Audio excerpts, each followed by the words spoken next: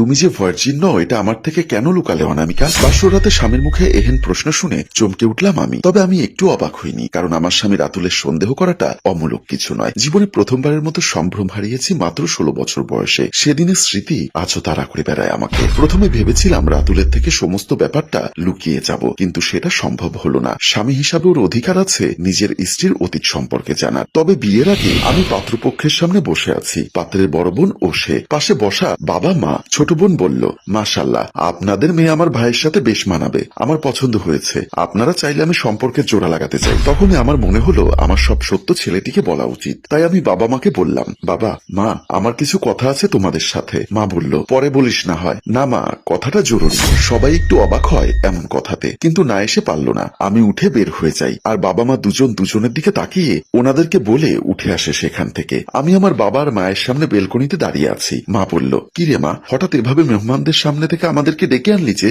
ওনারা কি মনে করবে বলতো? আমি বললাম, মা বাবা, তোমরা যে কাজটা করছো সেটা কি ভালো হচ্ছে? মা বলল, তুই কিসের কথা বলছিস, ক্লিয়ার করে বল, তোমরা কি বুঝতে পারছো না আমি কি বলতে চাই? বাবা বলল, তোকে দেখতে এসেছে, আমাদের সেখানে থাকা দরকার, আর তুই সবার সামনে থেকে নিয়ে আসলি যে? কি এমন কথা বলবি তুই? বাবা, কথাটা খুব জরুরি বলেই ডাকলাম। বাবা বলল, ওকে, হ্যাঁ বল, আমরা শুনছি। তোমরা যে আমাকে ছেলে পক্ষের সামনে নিয়ে গেছো, আমি পারবো না বিয়ে করতে। মা বলল, কি সব বলছিস, তুই কি পাগল হয়ে গেছিস? বাবা বলল, তোর কি বিয়ে দিতে হবে না? হবে, তবে যে আমার সত্যটা জেনে বিয়ে করবে তখন হবে। মা বলল, মানে হচ্ছে আমার চিরসত্য কথাটা ওনাদেরকে বলা উচিত, আমার সাথে অতীতে কি ঘটেছে সেসব। বাবা বলল, তুই কি পাগল হয়ে গেছিস? এসব বললে কি ওনারা রাজি হবে? তোকে বউ বানাবে? সেটাই বাবা, যদি এসব ব্যাপারটা পরে শোনে তাহলে তো আমার সংসার নিয়ে সমস্যা হবে, তখন কি ওনারা রাখবে আমায়? তাই আগে ওনাদের সাথে শেয়ার করা উচিত সবকিছু। মা বলল, মারে, সব বুঝছি, কিন্তু তোর বিয়ে তো দিতে হবে, আমরা যে বাবা মা তোর, তাই যা হবার পরে হবে, এখন আপাতত রাজি হয়ে নে। বাবা বলল, তোর মা ঠিক বলেছে, যা দেখবো পরে দেখবো, এখন তুই বিয়েটা করে নে মা, হয়তো পরবর্তীতে ছেলেটা রাজিও হয়ে যেতে পারে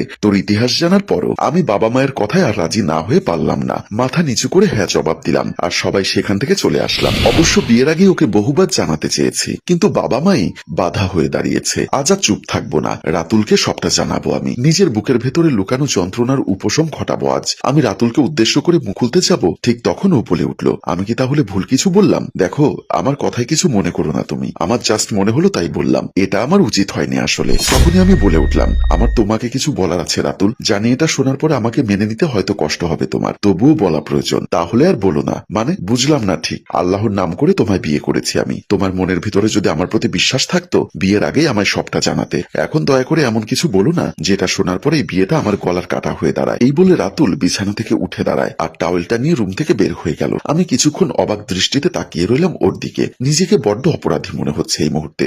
সত্যি আমি কোনো ভুল করে বসলাম না তো? আজকের পর থেকে রাতুল আর যাই হোক সম্মানের দৃষ্টিতে হয়তো দেখতে পারবে না আমায়। জানি না এই অপরাধবোধ থেকে নিজেকে কবে আর কি করে মুক্ত করতে পারবো। ওয়াশরুম থেকে ফ্রেশ হয়ে এসে রাতুল আমার সাথে কোনো কথা বলল না, চাদরটা গায়ে জড়িয়ে আমার বিপরীত পাশে শুয়ে পড়ল। আমিও আর কোনো কথা বাড়ালাম না, নিজের মতো করে শুয়ে আছি আর ভাবছি আমি কি ভুল করছি? আমার তো বলা উচিত, পরে যদি আমার সংসারে সমস্যা হয়। এসব ভাবতে ভাবতে আমি ঘুমিয়ে গেলাম। পরদিন সকালবেলা ঘুম থেকে উঠে তাড়াহুড়ো করে রান্নাঘরে এসে রাতুলের জন্য সকালের নাস্তা তৈরি করছি। রাতুলের বড় বোন হয়তো আজকে আসতে পারে, উনি খুব ভালো আচরণ করেন আমার সাথে। নাস্তা রেডি করে হাতে একটা ট্রে নিয়ে নাস্তাগুলো সেখানে নিয়ে রান্নাঘর থেকে বের হয়ে গেলাম। রুমের ভেতরে গিয়ে খাটের পাশে দেখতে পাই রাতুল অনাবৃত শরীরে উপর হয়ে শুয়ে আছে। ওকে ডাক দিতে যাবো, ঠিক তখন একটা অদ্ভুত জিনিস আমার চোখ দুটোকে আটকে দিল। রাতুলের কাঁধের উপরে 3টে জখম হওয়া ছুরির দাগ। এই দাগগুলো তো আমার সৃষ্টি করা। আজ থেকে ঠিক কয়েক বছর আগে আমি আমার রুমে শুয়ে আছি। মাঝরাতে একটা বাড়িতে আগুন ধরেছে বলে বাড়ির সবাই চলে যায় সেদিকে। কারেন্ট না থাকাতে গরমে তেমন কাপড় পরিনি, একটা গেঞ্জি শুধু। হঠাৎ মুখ বাঁধা একটা মানুষ এসে আমার মুখ চেপে ধরে আর ফিসফিস করে বলে, কোনো আওয়াজ করবে না, তুমি খুব বেশি কিউট আছো, তোমাকে আমার চাই। আমি নিজেকে ছাড়াতে চাচ্ছি কিন্তু পারছি না। কোনো লাভ নেই, আমি তোমার মুখ থেকে হাত সরিয়ে নিব, কিন্তু যদি তুমি চিৎকার চেঁচামেচি করো তাহলে আমি তোমাকে জানে মেরে ফেলবো। শুধু এটা মাথায় রেখো। আমি মাথা নাড়িয়ে চিৎকার করবো না বললাম। লোকটি হাত ছাড়তেই আমি হাঁপাতে হাঁপাতে বললাম, কে আপনি? আর এত রাতে আপনার আমার রুমে কি? লোকটি কিছু বলছে না। হঠাৎ পাশ থেকে ওড়না নিয়ে আমার হাত বেঁধে ফেলে আর আমাকে খাটে ফেলে দিয়ে আমার উপর ঝাঁপিয়ে পড়ে। আমি চেষ্টা করেও নিজেকে ছাড়াতে পারিনি। সে তার মতো করে আমার সাথে অনৈতিক কাজে লিপ্ত হয়। আমার চোখ দিয়ে জল গড়িয়ে পড়ছে। বিয়ের আগেই সতীত্ব হারাতে হলো। না, আমি হার মানবো না। তাই কোন রকম ভাবে হাত ছাড়িয়ে লোকটাকে ধাক্কা দিয়ে বেডের নিচ থেকে চাকু নিয়ে পিঠে মারতে থাকি। লোকটি কোন রকম সেখান থেকে পালিয়ে যায়। আমি নিজের সতীত্ব হারিয়ে কাঁদছি। তখনই বাবা মা আসে। লাইট জ্বালিয়ে তারা আমাকে এই অবস্থায় দেখে হতবাক হয়ে যায়। মা আমাকে জড়িয়ে ধরে, আমি কাঁদতে থাকি। আমি দুজনকে সব সবটা খুলে বলছি আর কাঁদছি। তারা আমাকে সান্ত্বনা দিয়ে